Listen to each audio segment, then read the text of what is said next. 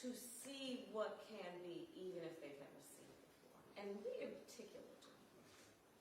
All of the fights that we've had for civil rights, for voting rights, I mean, all of it, so much of which were the leaders in the South, right here in South Carolina, in Georgia.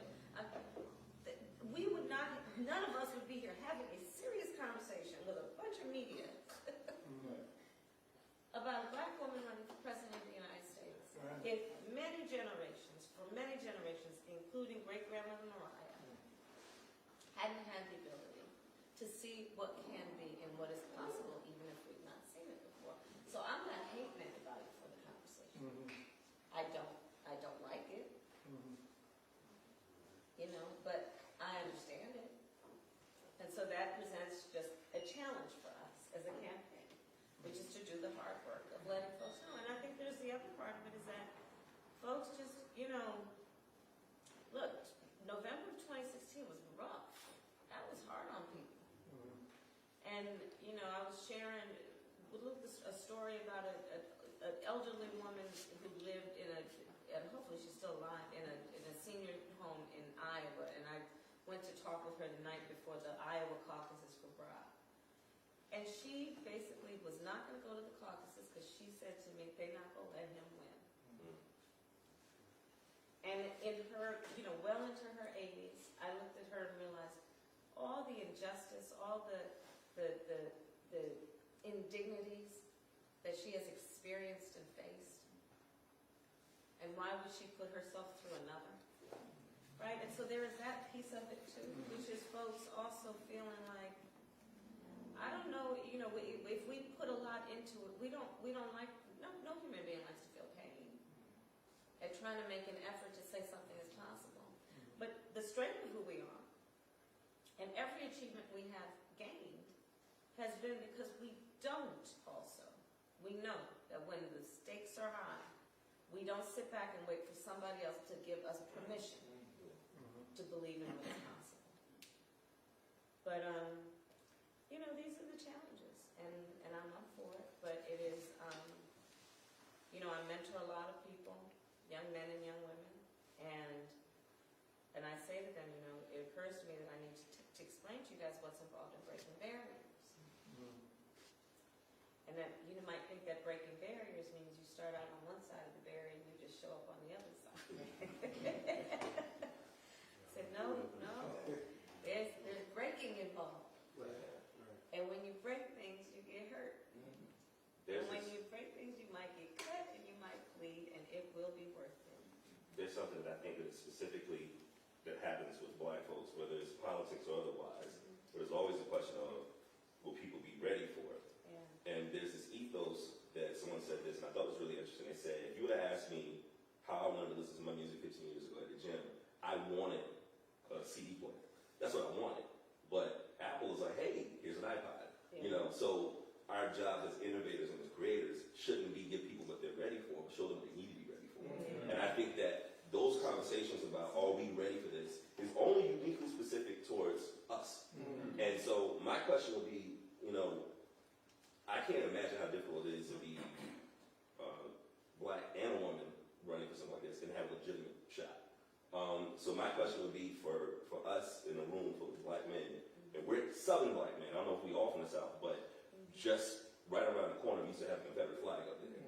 And we had to fight to get that down. And it was on the backs of black people getting murdered to get that taken down. And I deal with that every day living in this city, and I've written about it, and I've experienced that. What can we do for the black women in our lives, for the great-grandmother Mariahs, for my grandmother Frances, who told me stories that when she was a kid, she lived with an enslaved relative. So we're one generation away. You think it's like 6 degrees of separation. It's like that. So what can we do from you know, I know politics is partly we ask the candidate what they can do for us, but what can we do for you? What can we do to help this process? Because a lot of times young people of color and young black people, we just kind of put our hands up and don't think that we have a voice. I mean, okay, we're in the barbershop, real talk. I think part of what we have to do, and as a generation, is we have to move the conversation away from black men and black women are very different. I agree. Real talk.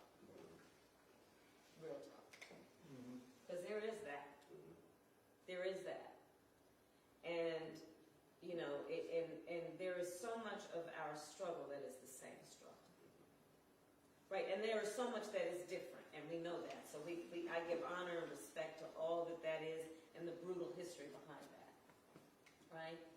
So that my point is not to say forget or overlook or don't see the differences. You're going to get stopped every single day of the week in a way that I might get stopped one day of the week, right? So that is a given. But when we talk about moving forward, I think that we as leaders, there's more that we have the capacity to do to remind young men and women of the fact that they're in it together and they should stand with each other and for each other in a way that's about unity. And this is the point of your question, so unity. True unity is, some people talk about unity meaning, okay, let's all be under the same roof at the same time. But often in that situation, they'll say, and for the sake of that, you don't be too loud about your thing. Yeah. For the sake of unity. Yeah.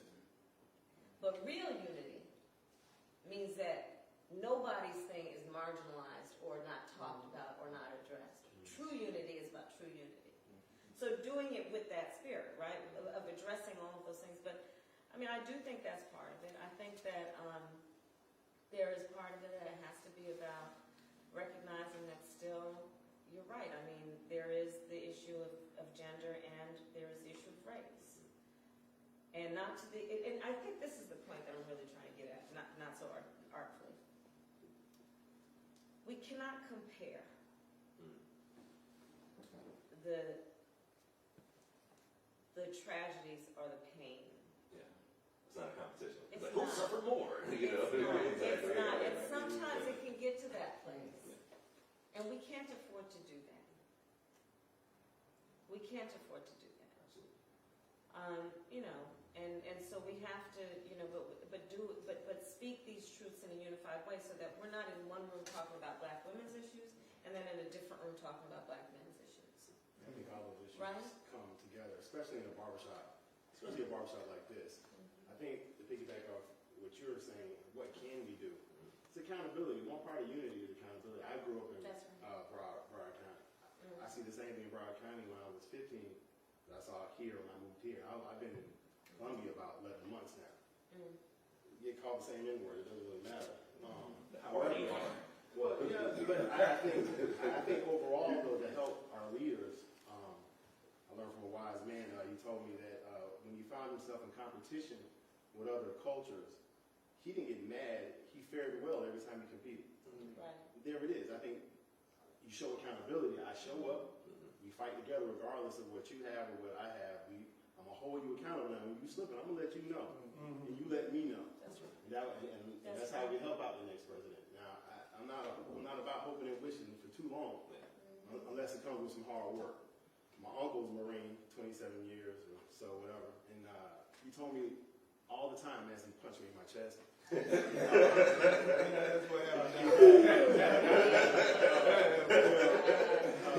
is weakness leaving the body. Forever and a day, that's what it is. So I think the pain of it, no one likes pain, but we all need it. In order to come through to this life, a woman had to go through some birth pains. So pain is part of it. I think we cannot shy away from it. We gotta stare at ourselves too. I think a lot of the stuff that we do see is a symptom of what's going on in our culture. And our culture is where we need to hone in everything that we need. And I think this is why you're here. I think that's where we're all here. We grew up in a different culture. Now we gotta own it, and we gotta have accountability. I believe in that first, so we become more responsible for everything that we're gonna do moving forward. I don't think it's always an issue of how you hit me, it's how I hit you back. And I think that's more important. And I think you said it too when you first came in. I believe in building a legacy. So if I have to lay down first for it, just what your grandmother did to tell that story, I want to tell a story too. My son's there. We're going to tell a different story. So it's all about the pain you're going to go through. So he's going to go through some pain too. He'll be all right. You know one thing, we always talk about in the barbershop, we hear candidates, say, oh yeah, we're going to raise the minimum wage.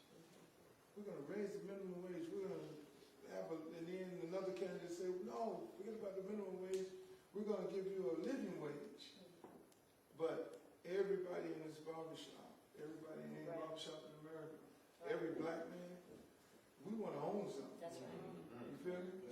We don't want to work $15 an hour in That's right. Miami, get you in the project. That's right.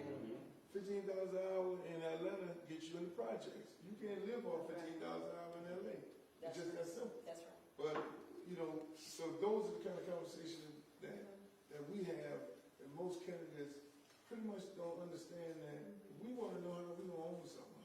We don't So want let's talk about that. Yeah. I like that. Let's talk about that. So, and you're right, and you know, so I grew up celebrating Kwanzaa. And there's a Swahili term for it's called Kujitalia, for self-determination, right? And that's where you know it's about it's an old concept, right? It's from the ancestors, and the point is that you have the power within you, and then exercise that, right? That self-determination, and you can conquer. And so that's exactly your point, because that's an entrepreneurial spirit, right? So here's a number of things in terms of dealing with this issue. There's a real racial wealth gap in America. Black families own 1/10 of the wealth of other families. 1/10. One of the areas that I'm specifically focused on, I'm focused on entrepreneurship, and I'll get to that, but one of the other areas that I'm very specifically focused on is home ownership. Because home ownership represents intergenerational wealth. So let's just do a quick history kind of recollection. Only need to go back, you can go back very far, but let's go back to just more recently, World War II. So hundreds of thousands of people, mostly men, went to serve in that war. They were called the Great Generation. There were a lot of black men who went to serve. Okay. Not that. Right. Yeah, at 55. So there you go. Right. He was young. Well, and he was 55. Yeah. Right, but that's another conversation. So they all came back. America said, this greatest generation, they fought so hard. We are going to reward them, and we are going to build a middle class with them. So there were these government programs to award grants and incentives for home ownership. Guess who was excluded? Right. So when there was this massive infusion of basically startup capital, folks were excluded. Then then that creates a disparity too, because it's not like it didn't happen at all. It did happen for many and not for some. Then you look at the history, and it's a crude outline of the history, but then you do the decades of redlining, which was in the South, it was in places like Chicago, the Midwest, West Coast, all of them, where it was basically institutionalized that black families could not buy homes, in particular in communities where the home would see a lot of battle, right? So intergenerational wealth. When your daughter, Mariah, says, Daddy, I want to go to Howard, you'll be able to say to her, if you're a homeowner, honey, don't take out loans from those for-profit lenders who are going to charge all those outrageous interest rates. I'll take some equity out of my home. When your son says, Daddy, I want to start a small business, you'll say, son, don't take out one of those expensive loans. I'll take some equity out of my home. Intergenerational wealth. So what I intend to do is put $100 billion of federal money into families that are living in historically redlined communities and families that are living in federally subsidized housing to give them help with the down payment and closing costs for home ownership. Because if you want to talk about sustainable sources of wealth, just economic health, I'm not talking extreme wealth, we're talking about the wealth that is necessary, to your point, to have a quality of life where you can send your children to college or you can help them start a small business. Home ownership is one of the most specific and tangible and real things that we can do around changing that balance around the racial wealth gap. So that's one part of it. What you know, part of that also I'm focused on as an extension of that is that to own a small business, to be an entrepreneur, you need startup capital.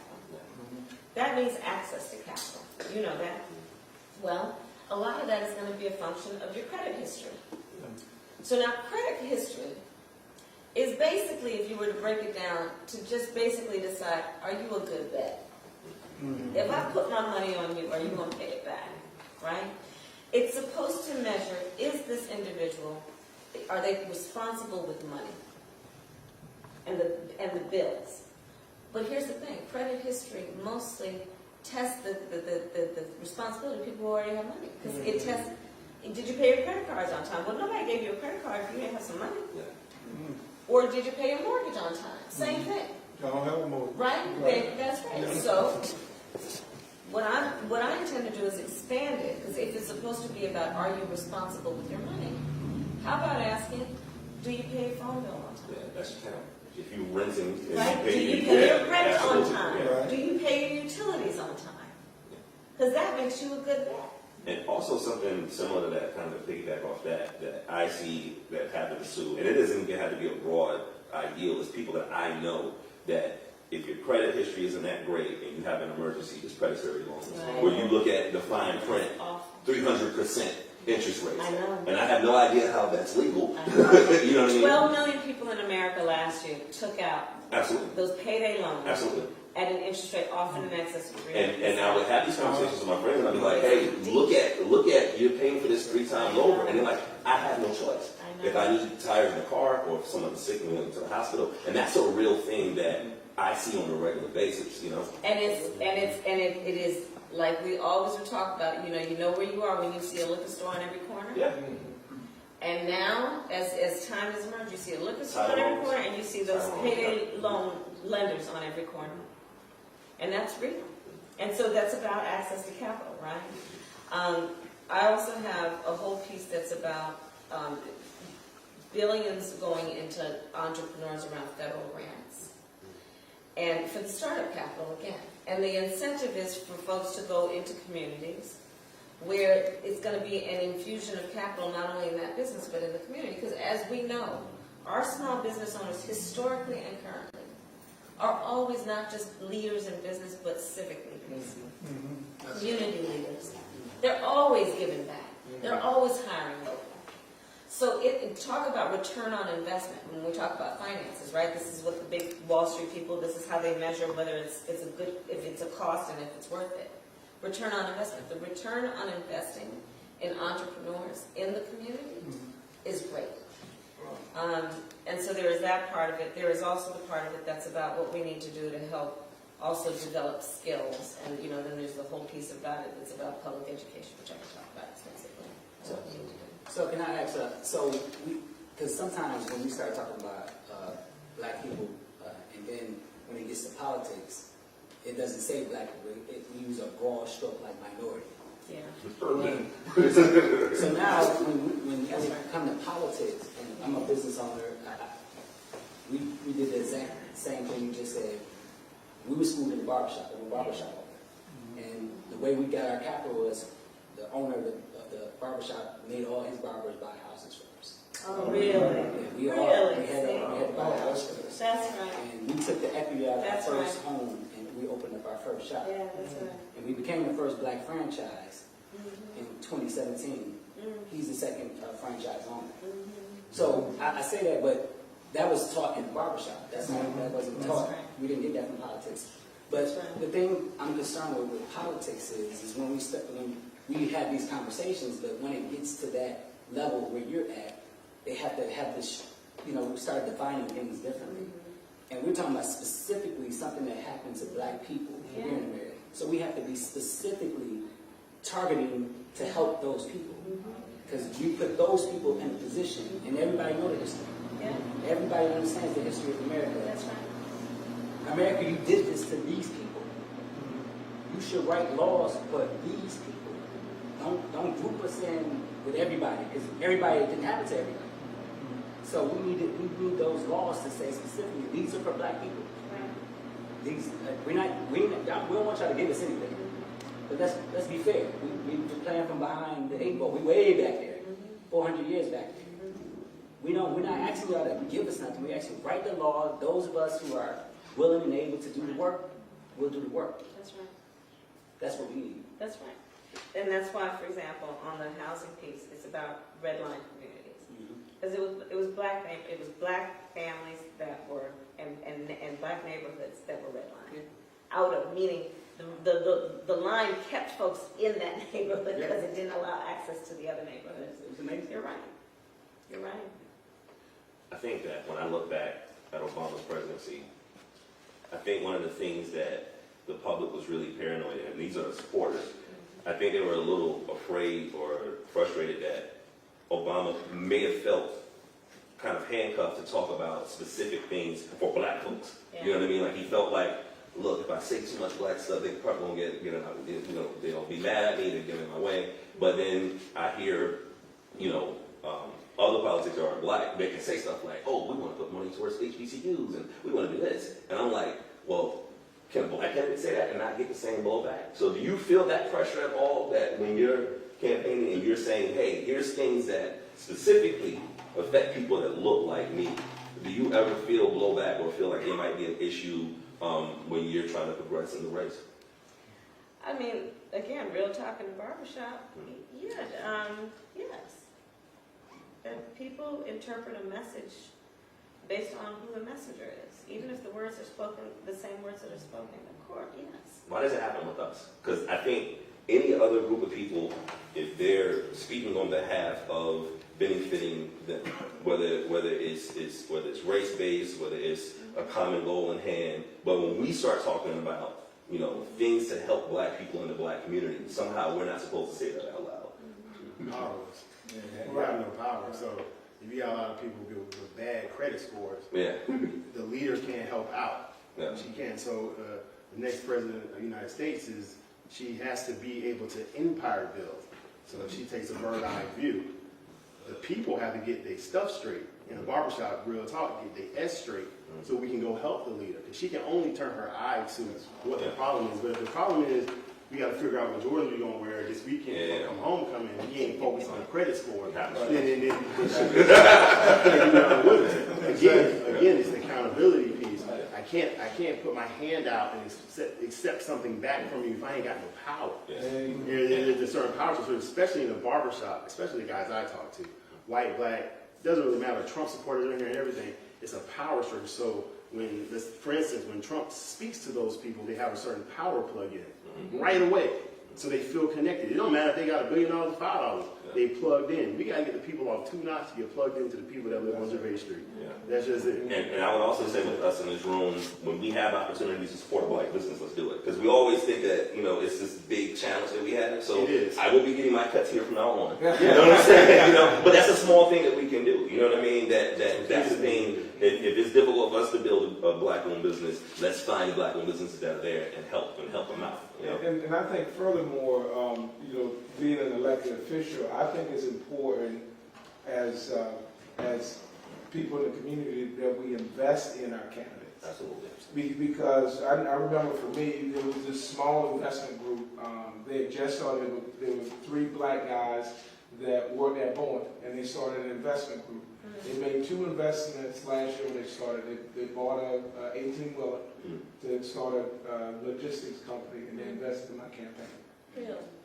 Those are 2 things they did last year.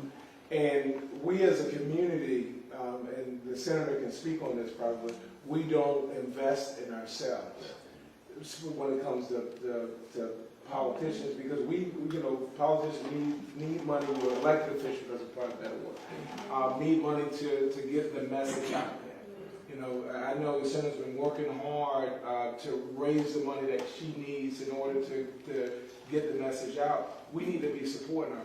$5, $10, $100. We have to invest in her. What I liked about talking to you yesterday, Luke, is that you've been doing that in Miami. Yes. You've been kind of living what I'm talking about, and we got to do it as a community, and as black men, we got to lead on that issue because we don't do it now. Yeah, what we talked about, we found that in Miami, why our communities were getting gentrified. We sat down as black men in the barbershop, and we had those different discussions and why we don't get the big contracts.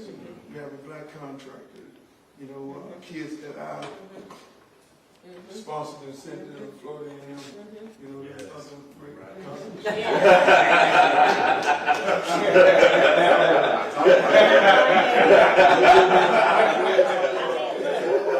long as we're just clear, there's one backup, and then there are others.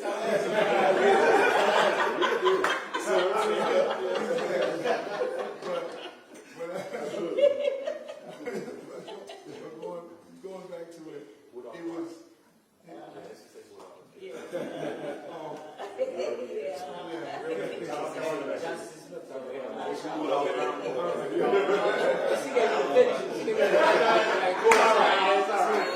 So y'all push me out.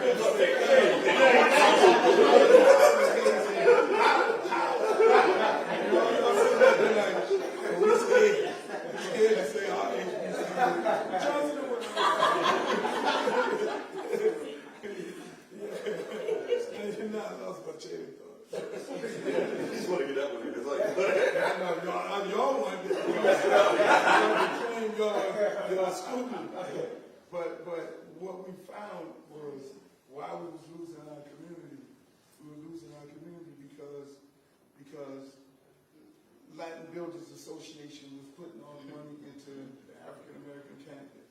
So when we go to the African American candidate and say, hey, look, we need black contractors to get these contractual jobs, whether it's in the school system or whether it's in local government.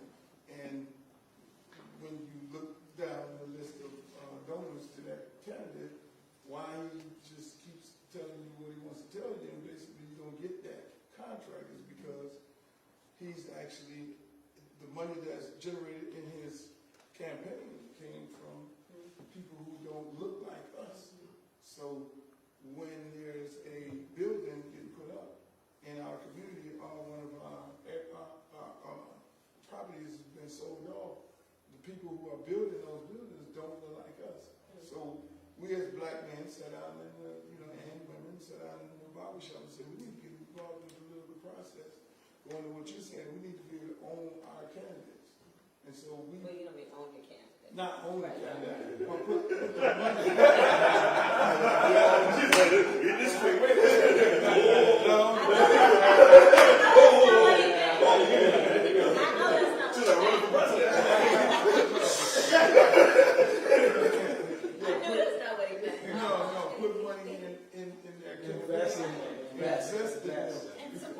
Yes, because most people don't know those Kamala signs.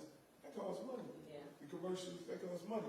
You know, and so when we started investing, long story short, we started investing in our candidates, they were able to now not have to take money from other special interest groups or those other people who don't look like us.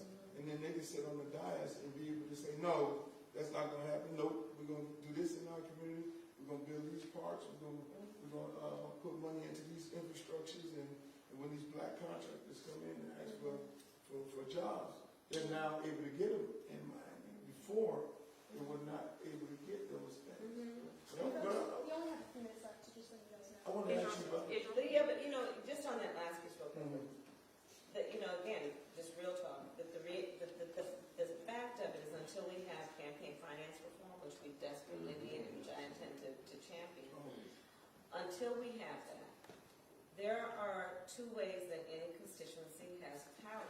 Sadly, there are exceptions, but generally speaking, two ways. And it's going to be the communities that write checks or the communities that vote.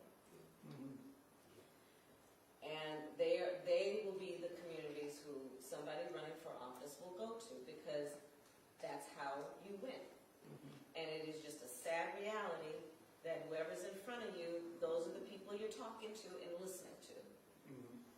And, so we need to have campaign finance reform, but we also have to recognize that we just have to, these are the crude realities of politics, and that's why we also need to make sure that people are participating actively through their capacity to vote, as well as whatever they can do in terms of financial contributions to to whoever's running.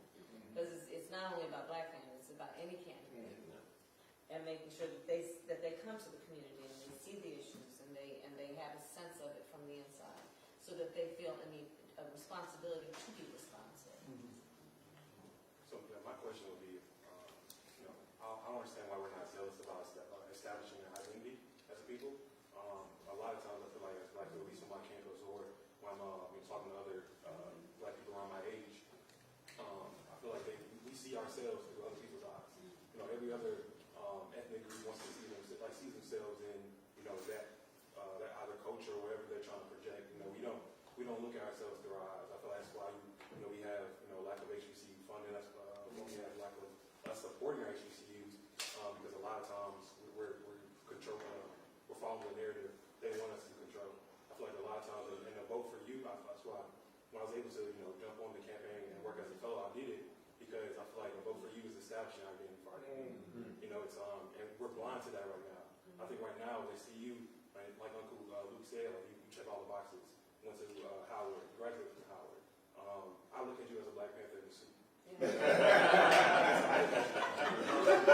feel like this is an opportunity for us. I think right now we're just like, is it hurt? It's hurt, but it is. Yeah. And I think it's conversations like this, Black men stepping up and supporting our women. I think this conversation is going to go really, really far for our community because when I think Kamala Harris, you're an opportunity for us to, iron out a lot of those problems in our community.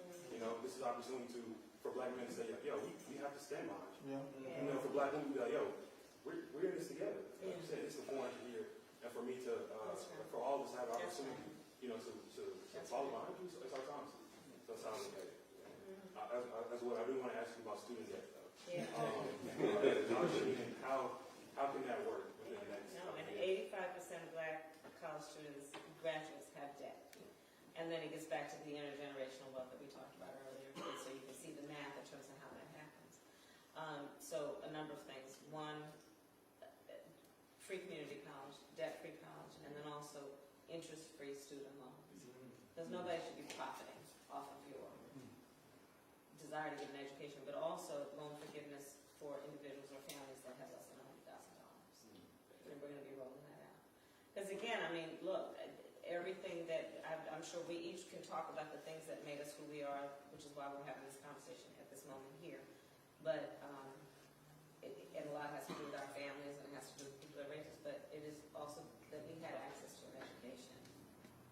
And that's the path.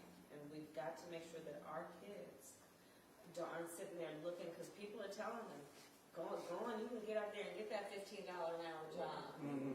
And that's going to be able to buy you a car while they're living at home.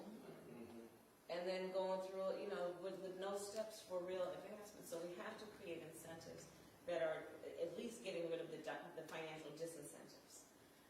And then the other thing I wanted to raise about entrepreneurship is a large part of my action plan also has to do with federal projects and adhering to and paying attention to who's getting those contracts and in which communities, and in particular the communities that have been long ignored and overlooked, because that's where we need to create the infusion.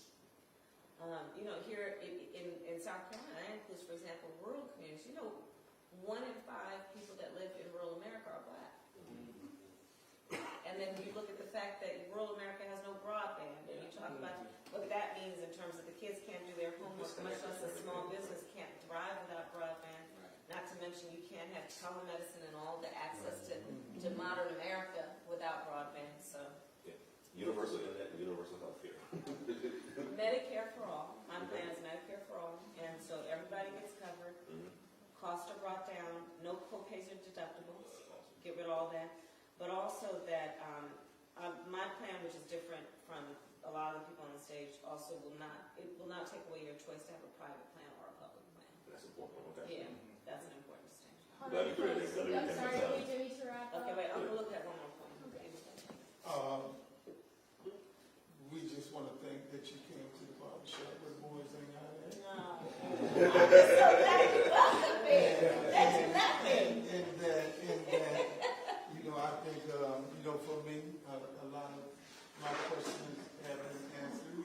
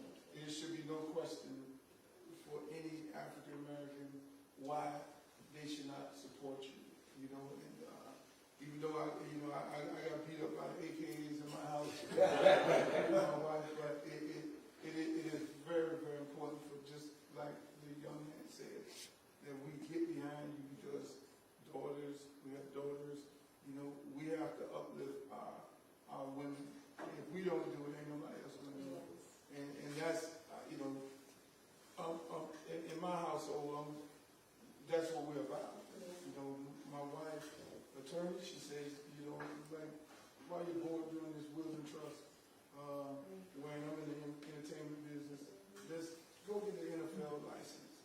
And she went and got an NFL license, and then we ended up helping her get into the good old boys club, which is very difficult. That's right. She ended up getting NFL players that came through our youth program.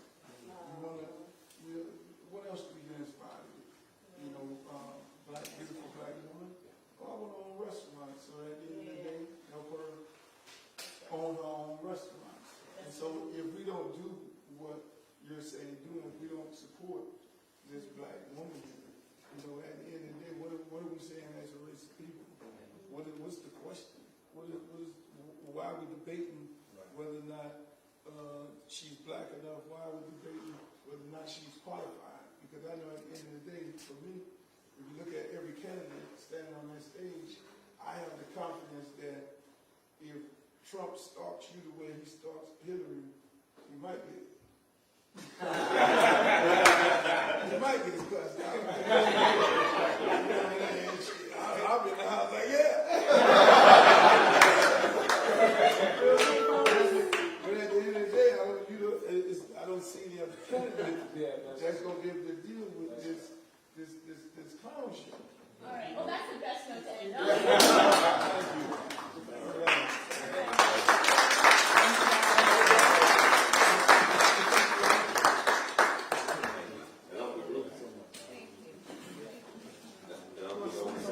For the Super Bowl to be in Miami and not have you involved is a travesty. That's all I'm saying. Oh, I told you, Jay-Z.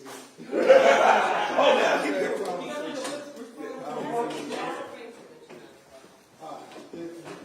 That's another conversation. That is it.